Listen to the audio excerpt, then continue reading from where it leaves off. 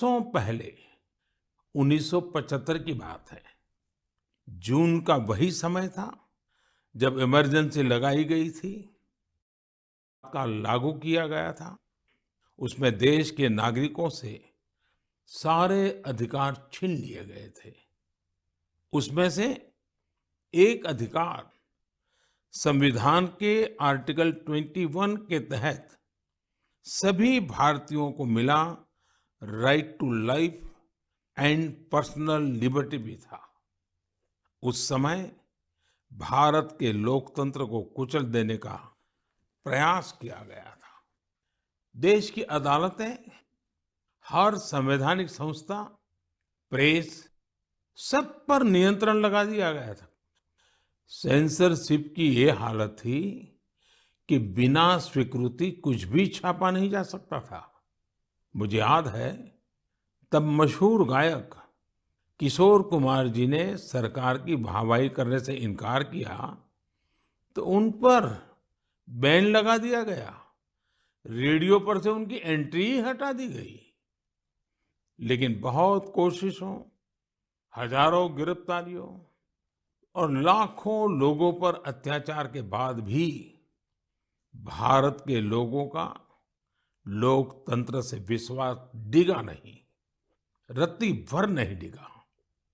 भारत के हम लोगों में सदियों से जो लोकतंत्र के संस्कार चले आ रहे हैं, जो लोकतांत्रिक भावना हमारी रग रग में है, आखिरकार जीत उसी की हुई।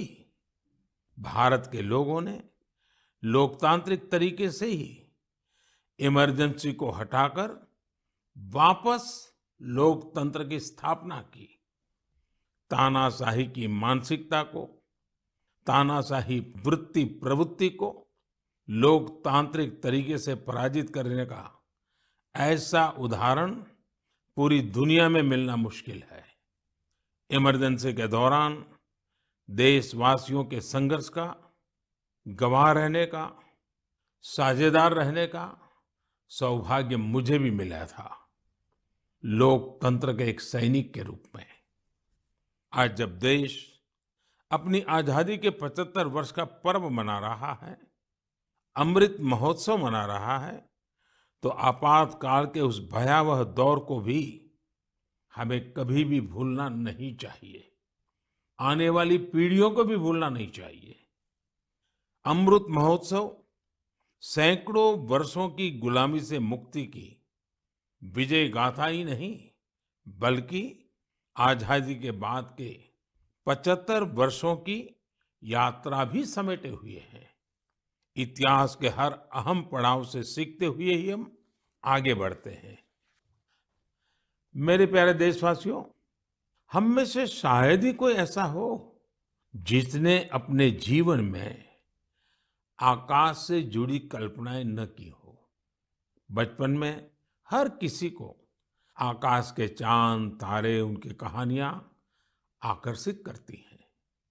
युवाओं के लिए आकाश छूना सपनों को साकार करने का पर्याय होता है। आज हमारा भारत जब इतने सारे क्षेत्रों में सफलता का आकाश छू रहा है, तो आकाश या अंतरिक्ष इससे अछूता कैसे रह सकता है? बीते कुछ समय में हमारे देश में स्पेस सेक्टर से जुड़े कई बड़े काम हुए हैं। देश की इन्हीं उपलब्धियों में से एक है इन स्पेस नाम की एजेंसी का निर्माण।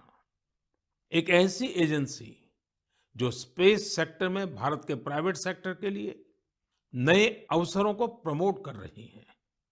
इस शुरुआत ने हमारे देश के युवाओं को विशेष रूप से आकर्षित किया है। मुझे बहुत से नौजवानों के इससे जुड़े संदेश भी मिले हैं। कुछ दिन पहले जब मैं इंस्पेस के हेडक्वार्टर के लोकार्पण के लिए गया था, तो मैंने कई युवा स्टार्टअप्स के आइडियाज और उत्साह को देखा। मैंने उनसे काफी देर तक बातचीत भी की। आप भी जब इनके बारे में जानेंगे तो हैरान हुए बिना नहीं रह पाएंगे। जैसे कि स्पेस स्टार्टअप्स की संख्या और स्पीड को ही ले लीजिए। आज से कुछ साल पहले तक हमारे देश में स्पेस सेक्टर में स्टार्टअप के बारे में कोई सोचता तक नहीं था। आज इनकी संख्या 100 से भी ज्यादा है। ये सभी स्टार्टअप्स ऐसे ऐसे आइडिया पर काम कर रहे हैं जिनके बारे में पहले या तो सोचा ही नहीं जाता था या फिर प्राइवेट सेक्टर के लिए असंभव माना जाता था। उदाहरण के लिए चेन्नई और हैदराबाद के दो स्टार्टअप्स हैं, अग्निकुल और स्काई रूट। ये स्टार्टअप ऐसे लॉन्च व्हीकल विकसित कर रही हैं जो अंतरिक्ष में छोटे पेलोड्स लेकर जाएंगे। इससे स्पेस लॉन्चिंग की कीमत बहुत कम होने का अनुमान है। ऐसे ही हैदराबाद का एक और स्टार्टअप ध्रुव स्पेस सैटेलाइट डिप्लॉयर और सैटेलाइट के लिए हाई टेक्नोलॉजी सोलर पैनल्स पर काम कर रहा है। मैं एक और स्पेस स्टार्टअप दिगंतरा के तनवीर अहमद से भी मिला था, जो स्पेस के कचरे को मैप करने का प्रयास कर रहे हैं। मैंने उन्हें एक चैलेंज भी दिया है कि वो ऐसी टेक्नोलॉजी पर काम करें जिससे स्पेस के कचरे का समाधान निकाला जा सके। दिगंतरा और ध्रुव स्पेस दोनों ही 30 जून को इसरो के लॉन्च व्हीकल से अपना पहला लॉन्च करने जा रहे हैं। इसी तरह बेंगलुरु के एक स्पेस स्टार्टअप एस्ट्रोम की फाउंडर नेहा भी एक कमाल के आइडिया पर काम कर रही है। ये स्टार्टअप ऐसे फ्लैट एंटीना बना रहा है जो न केवल छोटे होंगे बल्कि उनकी कॉस्ट भी काफी कम होगी। इस टेक्नोलॉजी की डिमांड पूरी दुनिया में हो सकती है। साथियों, इन स्पेस के कार्यक्रम में मैं मेहसाणा की स्कूल स्टूडेंट बेटी तन्वी पटेल से भी मिला था। वो एक बहुत ही छोटी सैटेलाइट पर काम कर रही है जो अगले कुछ महीनों में स्पेस में लॉन्च होने जा रही है। तन्वी ने मुझे गुजराती में बड़ी सरलता से अपने काम के बारे में बताया था। तन्वी की तरह ही देश के करीब 750 स्कूल स्टूडेंट्स अमृत महोत्सव में ऐसे ही 75 सैटेलाइट पर काम कर रहे हैं। और भी खुशी की बात है कि इनमें से ज्यादातर स्टूडेंट्स देश के छोटे शहरों से हैं।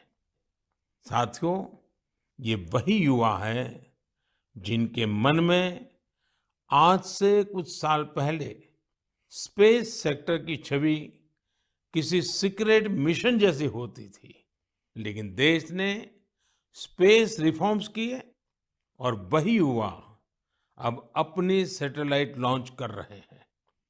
जब देश का युवा आकाश छूने को तैयार है, तो फिर हमारा देश कैसे पीछे रह सकता है। मेरे प्यारे देशवासियों, मन की बात में अब एक ऐसे विषय की बात जिसे सुनकर आपका मन प्रफुल्लित भी होगा और आपको प्रेरणा भी मिलेगी। बीते दिनों हमारे ओलंपिक गोल्ड मेडल विजेता नीरज चोपड़ा फिर से सुर्खियों में छाए रहे। ओलंपिक के बाद भी वो एक के बाद एक सफलता के नए नए कीर्तिमान स्थापित कर रहे हैं। फिनलैंड में नीरज ने पावो नुर्मी गेम्स में सिल्वर जीता। यही नहीं, उन्होंने अपने ही जेवलिन थ्रो के रिकॉर्ड को भी तोड़ दिया। कुओर्टोन गेम्स में नीरज ने एक बार फिर गोल्ड जीतकर देश का गौरव बढ़ाया।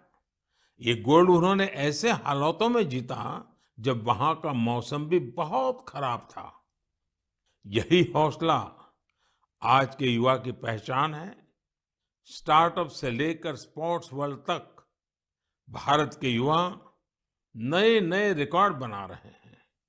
अभी हाल में ही आयोजित हुए खेलो इंडिया यूथ गेम्स में भी हमारे खिलाड़ियों ने कई रिकॉर्ड बनाए। आपको जानकर अच्छा लगेगा कि इन खेलों में कुल 12 रिकॉर्ड टूटे हैं। इतना ही नहीं, 11 रिकॉर्ड्स महिला खिलाड़ियों के नाम दर्ज हुए हैं। मणिपुर की एम मार्टिना देवी ने वेट लिफ्टिंग में 8 रिकॉर्ड्स बनाए हैं। इसी तरह संजना, सोनाक्षी और भावना ने भी अलग-अलग रिकॉर्ड्स बनाए हैं। अपनी मेहनत से इन खिलाड़ियों ने बता दिया है कि आने वाले समय में अंतर्राष्ट्रीय खेलों में भारत की साख कितनी बढ़ने वाली है। मैं इन सभी खिलाड़ियों को बधाई भी देता हूं और भविष्य के लिए शुभकामनाएं भी देता हूं। साथियों, खेलो इंडिया यूथ गेम्स की एक और खास बात रही है।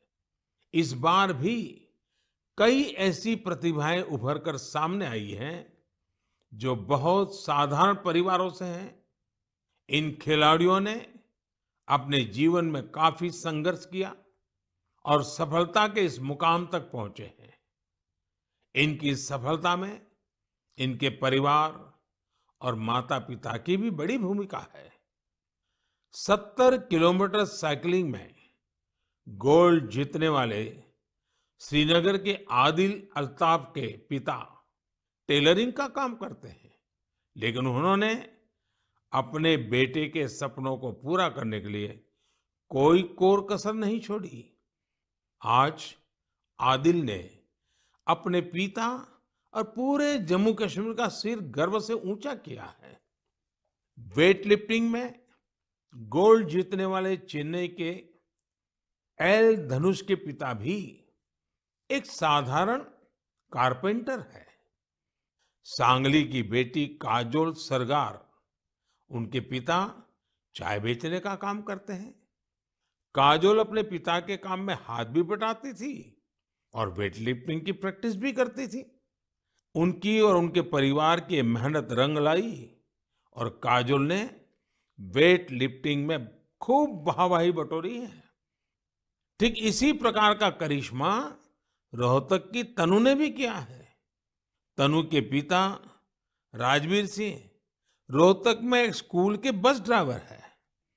तनु ने कुश्ती में स्वर्ण पदक जीतकर अपना और अपने परिवार का, अपने पापा का सपना सच करके दिखाया है। साथियों, खेल जगत में अब भारतीय खिलाड़ियों का दबदबा तो बढ़ ही रहा है, साथ ही भारतीय खेलों की भी नई पहचान बन रही है। जैसे कि इस बार खेलो इंडिया यूथ गेम्स में ओलंपिक में शामिल होने वाली स्पर्धाओं के अलावा 5 स्वदेशी खेल भी शामिल हुए थे। ये 5 खेल है गतका, थांग ता, योगासन, कलरियापट्टू और मलखम्ब। साथियों, भारत में एक ऐसे खेल का अंतर्राष्ट्रीय टूर्नामेंट होने जा रहा है जिस खेल का जन्म सदियों पहले हमारे ही देश में हुआ था, भारत में हुआ था। ये आयोजन है 28 जुलाई से शुरू हो रहे शतरंज ओलंपियाड का। इस बार शतरंज ओलंपियाड में 180 से भी ज्यादा देश हिस्सा ले रहे हैं। खेल और फिटनेस की हमारी आज की चर्चा एक और नाम के बिना पूरी नहीं हो सकती। ये नाम है तेलंगाना की माउंटेनियर पूर्णा मालावत का। पूर्णा ने 7 समिट्स चैलेंज को पूरा कर कामयाबी का एक और परचम लहराया है। 7 समिट्स चैलेंज यानी दुनिया की 7 सबसे कठिन और ऊंची पहाड़ियों पर चढ़ने की चुनौती। पूर्णा ने अपने बुलंद हौसलों के साथ नॉर्थ अमेरिका की सबसे ऊंची चोटी माउंट देनाली की चढ़ाई पूरी कर देश को गौरवान्वित किया है। पूर्णा भारत की वही बेटी हैं जिन्होंने महज 13 साल की उम्र में माउंट एवरेस्ट पर जीत हासिल करने का अद्भुत कारनामा कर दिखाया था। साथियों, जब बात खेलों की हो रही है, तो मैं आज भारत की सर्वाधिक प्रतिभाशाली क्रिकेटरों में उनमें से एक मिताली राज की भी चर्चा करना चाहूंगा। उन्होंने इसी महीने क्रिकेट से संन्यास की घोषणा की है, जिसने कई खेल प्रेमियों को भावुक कर दिया है। मिताली महज एक साधारण खिलाड़ी नहीं रही है, बल्कि अनेक खिलाड़ियों के लिए प्रेरणा स्रोत भी रही है। मैं मिताली को उनके भविष्य के लिए ढेर सारी शुभकामनाएं देता हूं। मेरे प्यारे देशवासियों, हम मन की बात में वेस्ट टू वेल्थ से जुड़े सफल प्रयासों की चर्चा करते रहे हैं। ऐसा ही एक उदाहरण है मिजोरम की राजधानी आइजवाल का। आइजवाल में एक खूबसूरत नदी है चिटे लुई, जो बरसों की उपेक्षा के चलते गंदगी और कचरे के ढेर में बदल गई। पिछले कुछ वर्षों में इस नदी को बचाने के लिए प्रयास शुरू हुए हैं। इसके लिए स्थानीय एजेंसियां, स्वयंसेवी संस्थाएं और स्थानीय लोग मिलकर save Chite Louis action plan भी चला रहे हैं। नदी की सफाई के इस अभियान ने वेस्ट से वेल्थ क्रिएशन का अवसर भी बना दिया है। दरअसल इस नदी में और इसके किनारों पर बहुत बड़ी मात्रा में प्लास्टिक और पॉलीथीन का कचरा भरा हुआ था। नदी को बचाने के लिए काम कर रही संस्था ने इसी पॉलीथीन से सड़क बनाने का फैसला लिया। यानी जो कचरा नदी से निकला, उससे मिजोरम के एक गांव में राज्य की पहली प्लास्टिक रोड बनाई गई। यानी स्वच्छता भी और विकास भी। साथियों, ऐसा ही एक प्रयास पुडुचेरी के युवाओं ने भी अपनी स्वयंसेवी संस्थाओं के जरिए शुरू किया है। पुडुचेरी समंदर के किनारे बसा है। वहां के बीचेस और समुद्री खूबसूरती देखने बड़ी संख्या में लोग आते हैं। लेकिन पुडुचेरी के समंदर तट पर भी प्लास्टिक से होने वाली गंदगी बढ़ रही थी। इसलिए अपने समंदर बीचेस और इकोलॉजी को बचाने के लिए यहाँ लोगों ने रिसाइकलिंग फॉर लाइफ अभियान शुरू किया है। आज पुडुचेरी के कराईकल में हजारों किलो कचरा हर दिन कलेक्ट किया जाता है और उसे सेग्रीगेट किया जाता है। इसमें जो ऑर्गेनिक कचरा होता है, उससे खाद बनाई जाती है। बाकी दूसरी चीजों को अलग करके रिसाइकल कर लिया जाता है। इस तरह के प्रयास प्रेरणादायी तो है ही, सिंगल यूज प्लास्टिक के खिलाफ भारत के अभियान को भी गति देते हैं। साथियों, इस समय जब मैं आपसे बात कर रहा हूं, तो हिमाचल प्रदेश में एक अनोखी साइकिलिंग रैली भी चल रही है। मैं इस बारे में भी आपको बताना चाहता हूं। स्वच्छता का संदेश लेकर साइकिल सवारों का एक समूह शिमला से मंडी तक निकला है।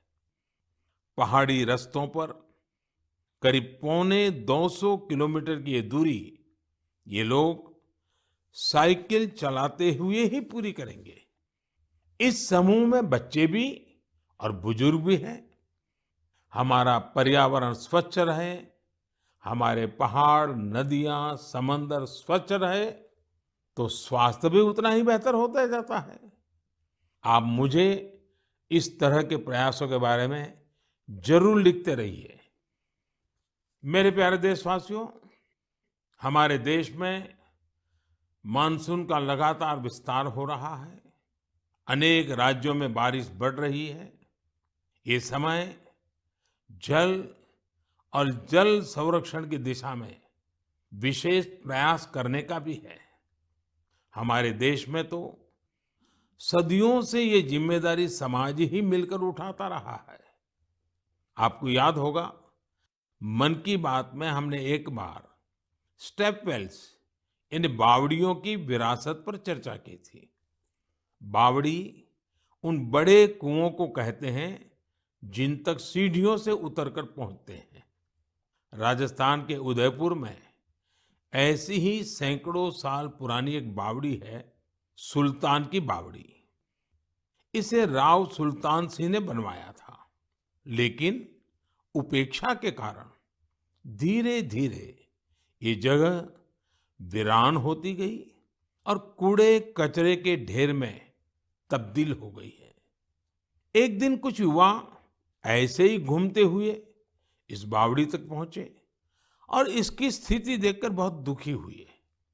इन युवाओं ने उसी क्षण सुल्तान की बावड़ी की तस्वीर और तकदीर बदलने का संकल्प लिया।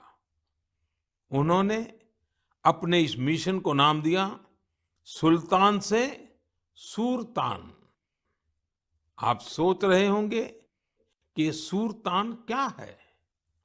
दरअसल अपने प्रयासों से इन युवाओं ने ना सिर्फ बावड़ी का कायाकल्प किया, बल्कि इसे संगीत के सुर और तान से भी जोड़ दिया है। सुल्तान की बावड़ी की सफाई के बाद, उसे सजाने के बाद वहां सुर और संगीत का कार्यक्रम होता है।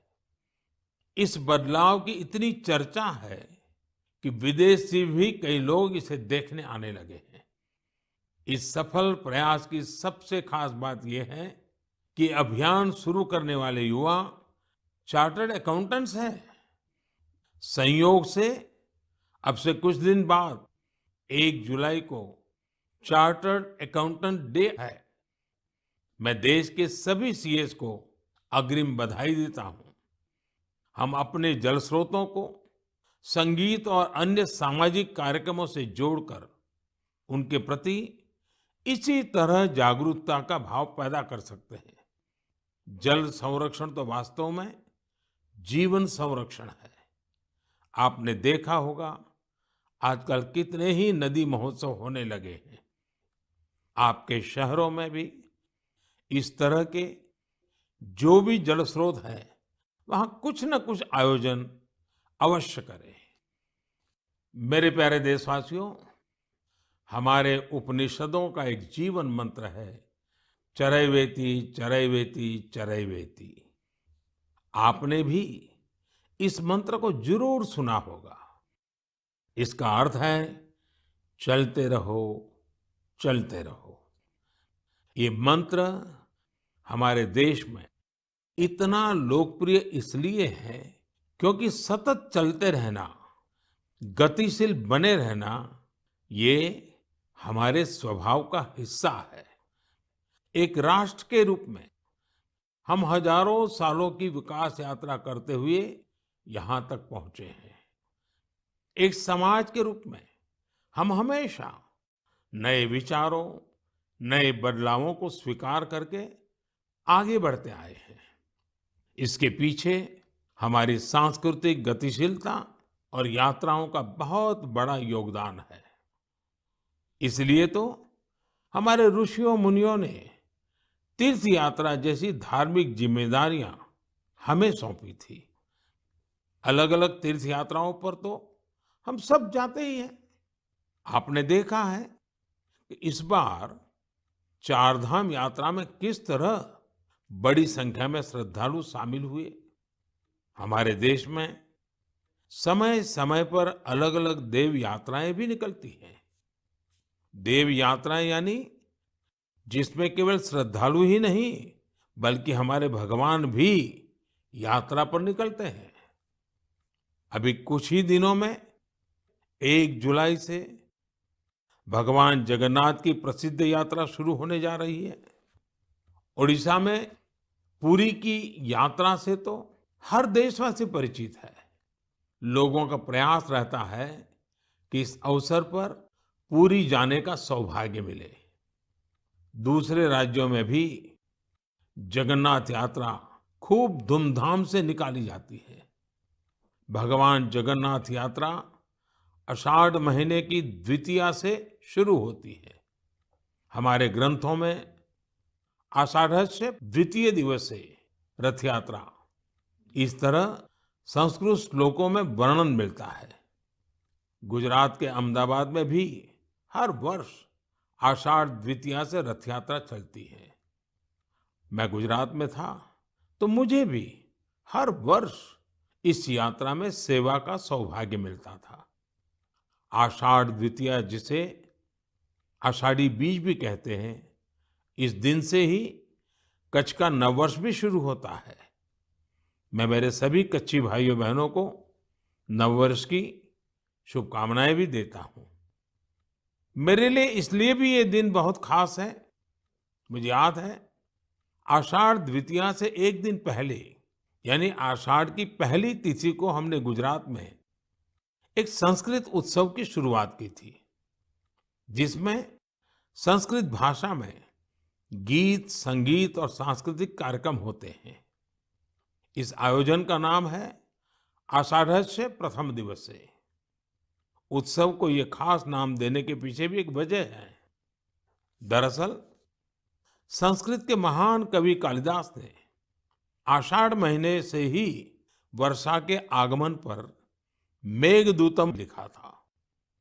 मेघदूतम में एक श्लोक है, आषाढ़स्य प्रथम दिवसे मेघम आश्लिष्ट सानुम, यानी आषाढ़ के पहले दिन पर्वत शिखरों से लिपटे हुए बादल। यही श्लोक इस आयोजन का आधार बना। साथियों, अहमदाबाद हो या पुरी, भगवान जगन्नाथ अपनी इस यात्रा के जरिए हमें कई गहरे मानवीय संदेश भी देते हैं। भगवान जगन्नाथ जगत के स्वामी तो है ही, लेकिन उनकी यात्रा में गरीबों, वंचितों की विशेष भागीदारी होती है। भगवान भी समाज के हर वर्ग और व्यक्ति के साथ चलते हैं। ऐसे ही हमारे देश में जितनी भी यात्राएं होती हैं, सब में गरीब, अमीर, ऊंच, नीच, ऐसे कोई भेदभाव नजर नहीं आते हैं। सारे भेदभाव से ऊपर उठकर यात्रा ही सर्वोपरि होती है। जैसे कि महाराष्ट्र में पंढरपुर की यात्रा के बारे में आपने जरूर सुना होगा। पंढरपुर की यात्रा में कोई भी न बड़ा होता है न छोटा होता है, हर कोई वारकरी होता है, भगवान विट्ठल का सेवक होता है। अभी 4 दिन बाद ही 30 जून से अमरनाथ यात्रा भी शुरू होने जा रही है। पूरे देश से श्रद्धालु अमरनाथ यात्रा के लिए जम्मू कश्मीर पहुंचते हैं। जम्मू कश्मीर के स्थानीय लोग उतनी ही श्रद्धा से इस यात्रा की जिम्मेदारी उठाते हैं और तीर्थयात्रियों का सहयोग करते हैं। साथियों, दक्षिण में ऐसा ही महत्व सबरीमाला यात्रा का भी है। सबरीमाला की पहाड़ियों पर भगवान अयप्पा के दर्शन करने के लिए ये यात्रा तब से चल रही है जब ये रास्ता पूरी तरह जंगलों से घिरा रहता था। आज भी लोग जब इन यात्राओं में जाते हैं तो उसे धार्मिक अनुष्ठानों से लेकर रुकने ठहरने की व्यवस्था तक गरीबों के लिए कितने अवसर पैदा होते हैं। यानी ये यात्राएं प्रत्यक्ष रूप से हमें गरीबों की सेवा का अवसर देती हैं और गरीब के लिए उतनी ही हितकारी होती हैं। इसलिए तो देश भी अब आध्यात्मिक यात्राओं में श्रद्धालुओं के लिए सुविधाएं बढ़ाने के लिए इतने सारे प्रयास कर रहा है। आप भी ऐसी किसी यात्रा पर जाएंगे तो आपको अध्यात्म के साथ साथ एक भारत श्रेष्ठ भारत के भी दर्शन होंगे। मेरे प्यारे देशवासियों, हमेशा की तरह इस बार भी मन की बात के जरिए आप सभी से जुड़ने का ये अनुभव बहुत ही सुखद रहा। हमने देशवासियों की सफलताओं और उपलब्धियों की चर्चा की। इस सब के बीच हमें कोरोना के खिलाफ सावधानी को भी ध्यान रखना है। हालांकि संतोष की बात है कि आज देश के पास वैक्सीन का व्यापक सुरक्षा कवच मौजूद है। हम 200 करोड़ वैक्सीन डोज के करीब पहुंच गए हैं। देश में तेजी से प्रिकॉशन डोज भी लगाई जा रही है। अगर आपकी सेकंड डोज के बाद प्रिकॉशन डोज का समय हो गया है, तो आप ये तीसरा डोज जरूर लें। अपने परिवार के लोगों को, खासकर बुजुर्गों को भी प्रिकॉशन डोज लगवाएं। हमें हाथों की सफाई और मास्क जैसी जरूरी सावधानी भी बरतनी ही है। हमें बारिश के मौसम में आसपास गंदगी से होने वाली बीमारियों से भी आगाह रहना है। आप सब सजग रहिए, स्वस्थ रहिए और ऐसी ही ऊर्जा से आगे बढ़िए।